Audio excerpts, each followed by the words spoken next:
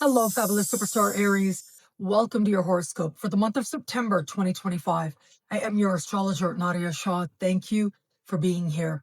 It's a huge astrological month. We have an eclipse season when the ancients believed that the veil between the worlds was especially thin, and that is lighting up the sky. All of us are likely to feel a sense of awareness of what lessons are playing out for us, but we've also got these energies of responsibility and revelation all wrapped up together. So let's take it one at a time. Right out of the gate, the first of the month, Saturn is going to retrograde out of your sign. And if you're going to feel anything this month, I think this is going to be the most important celestial event for you. Saturn in your own sign makes you very aware of your own mortality, very aware that this lifetime is meant to be finite in some way. And it asks the question, what happiness are you responsible for? And what are you going to do about it? It asks you to take ownership for where it is that you have power and surrender the rest. Do what you can with where you are. Be honest with yourself about where it is you've already sacrificed way too much because you've sacrificed something of yourself and you're not willing to do that anymore. So these are huge life changing questions to pursue. And you've been doing that over the last couple of months. It's about the 25th of May is when we had Saturn move into your sign. Well, this is a bit of a taste. Saturn retrogrades out as soon as the month begins, moves into the sign just before yours, and will come back to your sign in February, just in time for Valentine's Day, for a solid 2 years and a few weeks before moving on, not to return for well over 2 decades. Now, having said that, Saturn leaving your sign now is set to be a shift that you can feel, moving into a part of the sky that has to do with soul, psyche, spirit, rest, as well as indicated here. And this part of the sky has to do with closing karmic ties, ending karmic chapters, but it's also about connecting deeply to a knowing that you have so much more yet to do in this lifetime, and you absolutely do.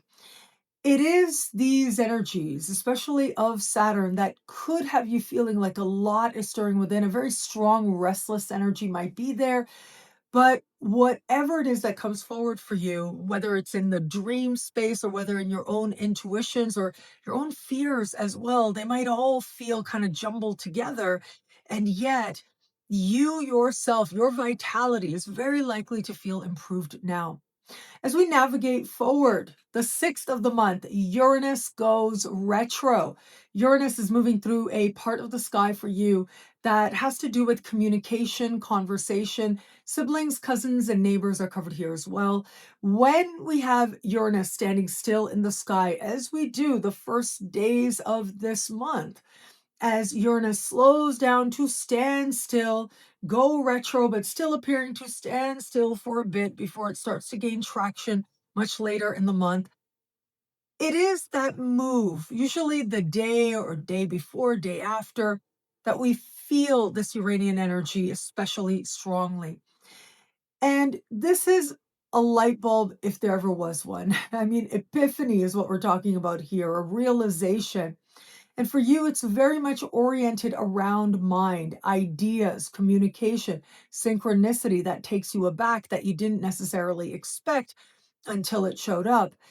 And this is how a random interaction can change so much for you so quickly. Uranus always wants you to be who you really are. And it wants you to understand what freedom is to you and to find the answers yourself. And for you, it's freedom through mind that is an important focus. Siblings, cousins, neighbors are covered here as well. One of these people might be a surprise a minute or a shock a minute. It may or may not have anything to do with you at all, but just know that they just might be on their own journey, having some interesting, unexpected reactions, especially right as Uranus is shifting gear. Conversations, though, I just want to say, I feel like regardless of what area of life it's touching, I feel like you're finally hearing what someone's been trying to say to you for quite a while. The following day, we have a lunar eclipse. So all of this happening in the lead up to a lunar eclipse, a full moon lunar eclipse, like a regular full moon, but a jacked up full moon. And this full moon energy is taking place in the sign before yours, that same part of the sky that just a week earlier we have Saturn moving back into. So, lot stirring within, an overall restless energy at play. And the great thing is that this lunar eclipse is speaking in harmony with Jupiter. So I love that for you. Supreme harmony with Jupiter at the foundation of the chart. If anyone is likely to feel a sense of healing and hope and healthy closures related to the past, related to anything that keeps you from your understanding of family and embracing family that much more, well, it just might be you at this time. That eclipse is also opposite Mercury. So just know that there might be some conversations. There might be a lot of hope around those conversations as well, but there might also be some details that you aren't necessarily seeing right away and might require one or two follow up communications with another person, especially if it is related to any kind of opportunity that shows up right around that eclipse day. Now, navigating further, we have a very consequential new moon solar eclipse happening on the 21st of the month. And that new moon solar eclipse energy connects to the energy of last month's new moon, as I spoke about then. That new moon happened at the very beginning of this part of the sky. This new moon, very different. It is an eclipse, making it 10 times more powerful. It is involving big players in the sky. Essentially, it is in a kite formation, a major configuration, all pointing towards this eclipse energy. It is at the very end of this part of the sky, an anaretic degree, 29 degrees. And it is taking place in a part of the sky for you that has to do with your daily life. Clients, customers, coworkers, immediate supervisors, these people are likely to be a surprise minute. Now, this eclipse, technically, it's like in a kite formation, but it's not a true kite, other than the connection with Saturn, with these big energies at play. And it really is about the elements lining up, if you will. But for all of that, we got all the big power players involved in this kite. We have Uranus and Pluto, Neptune, and Saturn as well.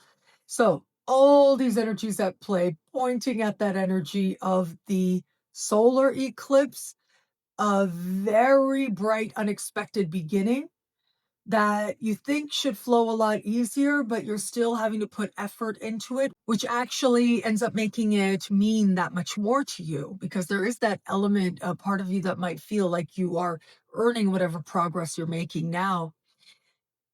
Any resistance you might be feeling could be there, could be stirring very deep within with Saturn opposite this eclipse. And yet, it is going to be about your exploration within yourself to decide how much energy you are going to give, whatever feels uncertain to you.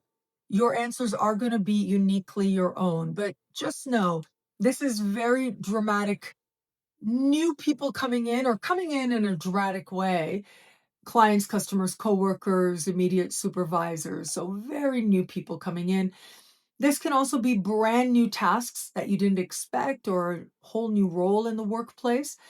Outside of that, this part of the sky has to do with how well you take care of you. And overall, this is a very positive energy. There's lots of support, lots of strength here as well. However, there is that measure there of stress that you might be feeling. You getting enough rest is possibly the greatest thing you can do to resolve and solve so many of the issues here. It's almost like I'm seeing that a medical professional or the standard advice is saying one thing and you are wondering which way to go. And I would say, with that opposition to Saturn, it's almost like you and a specialist are kind of facing off. So you get to decide what it is that you might want to do about that or do next. Your answers are going to be uniquely your own. Where it comes to matters of love, until the 19th of the month, we do have Venus continuing to move through your opposite sign. I know I spoke about it last month. It's all about feeling a sense of ease and softness and light and possibility with new connections or within established bonds. A day before Venus leaves your opposite sign, Mercury moves in here. This ends up being very consequential. Mercury in your opposite sign represents being able to be honest with yourself, practicing healthy detachment within alliances. But right out of the gate, that's when the energy is especially interesting because as soon as we have Mercury enter your opposite sign, it will immediately set up an opposition with Neptune in your sign, and then very quickly move on to create or be part of a grand trine configuration with Uranus and Pluto. That is a larger configuration of harmony that is playing out there. And all of that to me suggests that it's a turning point moment based on a conversation or communication in the context of love. It becomes that much more important to speak, to say, to strive, to be measured, and to acknowledge disappointment is a big way in which you may find yourself moving in a positive direction in the context of love. For those of you open to meeting someone new, well, Mercury in your opposite sign makes it that much more likely that you would first connect with someone intellectually. Possibly online connections as well can go especially positively. Now, having said that, right out of the gate, though, I feel like if you're meeting somebody that you met online who shows up, well, it all might seem very different or feel very different in some way. And it's up to you to decide what's right for you to do in light of your unique circumstances. For those of you who are just starting to date someone, there could be a moment that feels disappointing right around the middle of the month. Now, it may or may not be consequential. This is really about seeing if this person is partnership material or relationship material. Where they are relationship material, you're going to be able to see it that much more readily now, acknowledging some disappointment, but also all the sense of honesty, all the sense of forward momentum, thanks to Uranus and Pluto. But it's also possible that some of the positive ways this energy might come forward could be with someone brand new, or it could be that a lot of these energies are saying that you don't really feel that connection. You may need to be honest with yourself about that, or perhaps it's them as well. Regardless of what happens, remember there are lots of options available to you in the context of love this month and beyond. And for those of you who are in an established bond, Mercury in your opposite sign, as an overall energy, makes communication with your partner that much more likely. There's that much more back and forth conversation and connection. However, there might be confusion right out of the gate in the middle of the month. So pace yourself and be yourself. You know, I like to say that.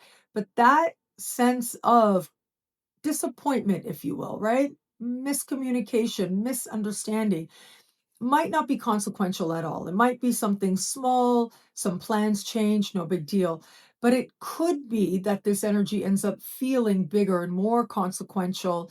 And in that case, it is by having a conversation and being honest, but also an eye towards change. Well, from there, you'll get to decide what it is that you might want to do next.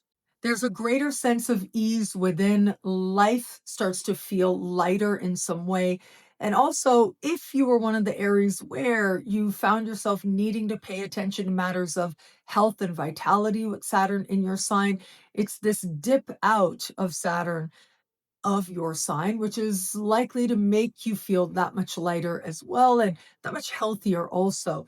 When it is that we get to February of next year and Saturn returns to this part of the sky, that is when this energy is going to be experienced differently than it has been this year. Because it's almost like you've put things into place, understanding what it is you are going to do and how to build upon the energy in a positive way. But for now, Saturn leaves your sign. And that is truly wonderful. And it's a type of ease that you will feel within. Well, thank you so much for watching. Consultations with me and Andy are available over on my website, nadiyashah.com/consultations. And also check out the Superstar space. Lots of bonuses there for members. And that is at thefutureismagical.com. All those links are below. Thank you again for watching. It'll be a great month. Enjoy.